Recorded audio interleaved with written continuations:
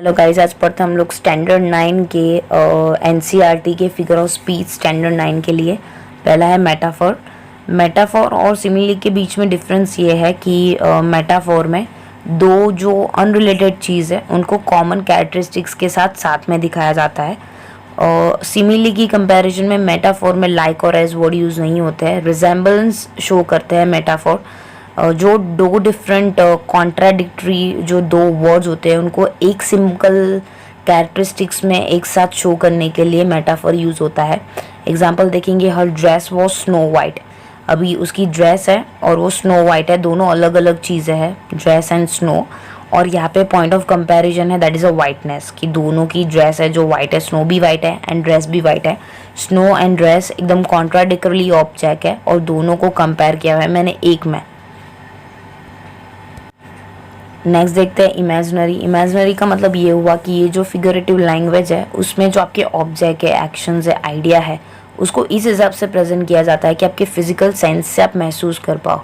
Suppose to B कुछ ऐसी चीज़ें जो आप अपने माइंड में सोच पाओ और उसको पिक्चराइजिंग फॉर्म में देख पाओ, जैसे कि विंड जा रही है या फिर कोई आवाज़ आ रही है जो आप जनरली सोच तो नहीं पाओगे लेकिन इमेजिन कर पाओगे, तो जिसको पिक्चराइजिंग फॉर्म दे पाओ, देख पाओ, उसको इमेजिनरी फॉर्म बोलते हैं। इमेजिनरी मेंटल पिक्चर्स के फॉर्म में शो करता है, मतलब जब भी मेंटल पिक्चर आप ड्रॉ कर सकते हो माइंड में कि ये पर्टिकुलरली चीज़ सोच रहे हो, तो उसको imaginary form of figurative speech बोलते हैं। एक एग्जांपल लेते हैं, silent was broken by the peal of a piano की एज इन सेनॉन्स बिगेन प्रैक्टिसिंग हियर कॉन्सर्टो। अगर यहाँ पे देखने जाए तो जो साइलेंट है आप कभी उसको देख ही नहीं पाओगे, ठीक है। सो ऑडिटरी जो इमेजिनरी है that is a breaks the silent with the beautiful sound of a piano की, कि पियानो की ने वो साइलेंट को ब्रोक कर दिया, तो साइलेंट तो पहले ब्रोक होगा नहीं। सो ये मेरा इमेजिनरी थॉट है कि कीज ने वो साइलेंट को ब्रोक किया। सो यहाँ पे जो इमेजिनेशन वे में जो पिक्चराइजिंग बनेगा उसको imaginary form of figurative speech बोलेंगे।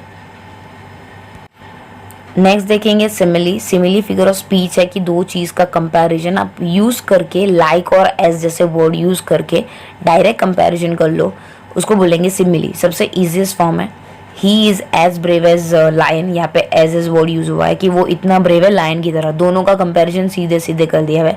हर dress was as white as snow, कि उसकी जो ड्रेस है वो ऐसी वाइट है जैसे कि स्नो है, तो यहाँ पे सिमिली यूज़ होता है। नेक्स्ट देखते हैं कॉन्सोनेंट। कॉन्सोनेंट मतलब ऐसी फिगर ऑफ स्पीच है जिसमें कॉन्सोनेंट जो साउंड होते हैं, कॉन्सोनेंट जो अल्फ़ाबेट है उनका रिपीटेशंस होता है।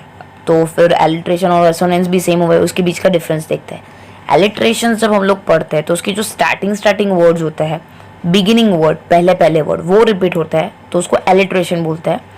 नेक्स्ट देखते हैं एसोनेंस। एसोनेंस में vowel sound, suppose to be A E I O U, पांचों में से जो रिपीट हो रहा है उसको बोलते हैं एसोनेंस। और अगर आप देखने जाओ कॉन्सोनेंस में तो उसमें कॉन्सोनेंट जो होते हैं ए ई आई ओ यू के अलावा सारे अल्फ़ाबेट, हमारे इंग्लिश अल्फ़ाबेट 26 में से वो अल्फ़ाबेट रिपीट हो रहे होते हैं।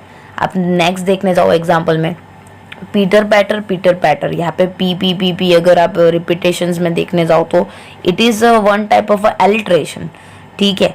अगर आप नीचे देखने जाओ तो टी और आर जो दोनों कॉन्सोनेंट है वो रिपीट हो रहा है, तो this is consonant as well, क्योंकि कॉन्सोनेंट रिपीट हो रहा है। नीचे देखने जाए तो I think I like the pink kite, यहाँ पे के कॉन्सोनेंट है, उसका कंटिन्यूसली रिपीटेशन हो रहा है, सो ये कंसोनेंस हो गया, ये फिगर ऑफ स्पीच कंसोनेंस हो गई।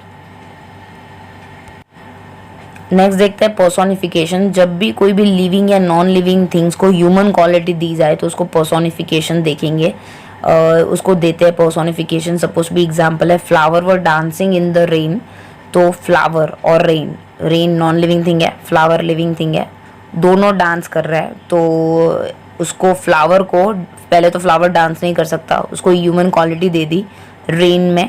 सो फ्लावर यहाँ पे जो है वो हमारा नॉन लिविंग थिंग्स है क्योंकि वो मूव नहीं कर सकता और वो डांस कर रहा है, तो डांसिंग ह्यूमन क्वालिटी है, एनिमल क्वालिटी है। तो यहाँ पे किसी भी लिविंग या नॉन लिविंग थिंग्स को ह्यूमन क्वालिटी दे देना तो उसको बोलते हैं personifications. Here flower are dancing so they are human quality.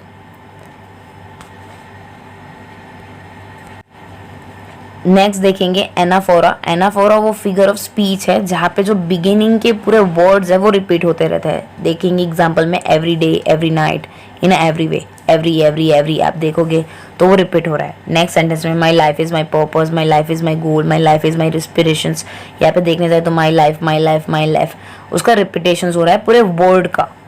Next देखते हैं रिपीटेशंस का। इसमें जो रिपीटेशंस में अगर देखने जाए तो ये वाली फिगर स्पीच में वर्ड्स और जो फ्रेज होते हैं वो रिपीट होते रहते हैं। एग्जाम्पल देखिए, I felt happy because I saw the other were happy and because I knew I should bill feel happy but I wasn't really happy. यहाँ पे देखने जाए तो हैप्पी हैप्पी हैप्पी 4 बार रिपीट हो गया है, सो उसको रिपीटेशंस बोलेंगे। नेक्स्ट देखते हैं सिंबोलिज्म। सिंबोलिज्म ऐसी फिगर ऑफ स्पीच है जहाँ पे ऑब्जेक्ट, पर्सन या सिचुएशंस को एकदम लिटरल मीनिंग दिया जाए, मतलब डीप मीनिंग दिया जाए। Action of character, word, action या फिर इवेंट, उसको एक डीपर मीनिंग कॉन्टेक्स्ट में पूरी स्टोरी में बताया जाए। जैसे कि एग्जांपल देखते हैं, dove is a symbol of peace, dove peace का प्रतीक है। Black is a symbol that represent evil और दैट, जो ब्लैक है वो इविल और दैट को शो करता है। Red rose, colour of a red, stands for love और रोमांस। पर्टिकुलरली किसी चीज का, ऑब्जेक्ट, पर्सन या सिचुएशंस को एक डीपर मीनिंग, एक लिटरल मीनिंग दिया जाए, सो उसको सिंबोलिज्म बोलेंगे। 9 देखते हैं ट्रांसफर एपिथेलल। एपिथेट्स का मतलब होता है एडजेक्टिव्स। जब भी एडजेक्टिव्स एक पर्सन या थिंग से ट्रांसफर होके आते हैं तो उसको ट्रांसफर एपिथेटेड बोलते हैं। एग्जाम्पल है, he stood near the cold hill side. तो यहाँ पे जो कोल्ड है वो एपिथेट है और वो ट्रांसफर हुआ है जो हिल्स की उस तरफ जो वेदर है वहां से।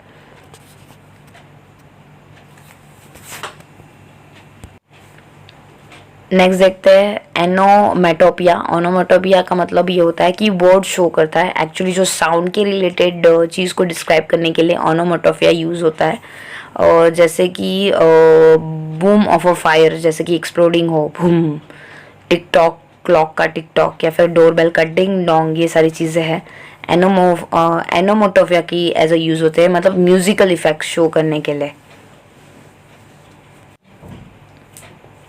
एंजनमेंट देखेंगे। एंजनमेंट तब यूज़ होता है, स्पेशली एक्चुअली ये पोएट्री में यूज़ होता है। जो राइटर होते हैं, पोएट होते हैं, वो बिना पंक्चुएशंस के, बिना कंप्लीट करे सेंटेंस को या क्लॉज को, वो अपनी लाइन कंटिन्यू रखते हैं। जब एंजनमेंट यूज़ करते हैं कोई भी पोएट तो वो सेंटेंस के बाद एंडिंग लाइन तक उसको कंटिन्यू रखते हैं एंड सब्सिक्वेंट लाइन और लाइन्स बिना किसी कॉमास के। एग्जाम्पल है the sun hover above the horizon, suspended between the night and day. देखेंगे तो फर्स्ट और जो सेकेंड लाइन है वो एंजॉयमेंट है, जो थर्ड लाइन है, थर्ड है वो एंड स्टॉप है। देखने जाए तो वो एंडिंग में जो स्टॉप है वो इसका एंड स्टॉप है। एलिट्रेशन देखेंगे। Alliteration is the figure of speech in which the series of a word, usually 2 or more neighbouring word, have a same first consonant sound. अगर देखने जाए तो जी फर्स्ट जो अल्फाबेट है वो सेम आएगा। देखने जाए तो first alphabet, greedy goat, gobbles of gross berries, getting goats and then grabbing the goods, जहाँ पे जी रिपीटिंग है 8 टाइम्स, तो उसको एलिट्रेशन बोलेंगे। Thank you for watching. अगर आपको वीडियो पसंद आई है तो प्लीज लाइक कर दीजिए और जरूर बताइए कि आपको वीडियो कैसी लगी कमेंट बॉक्स में।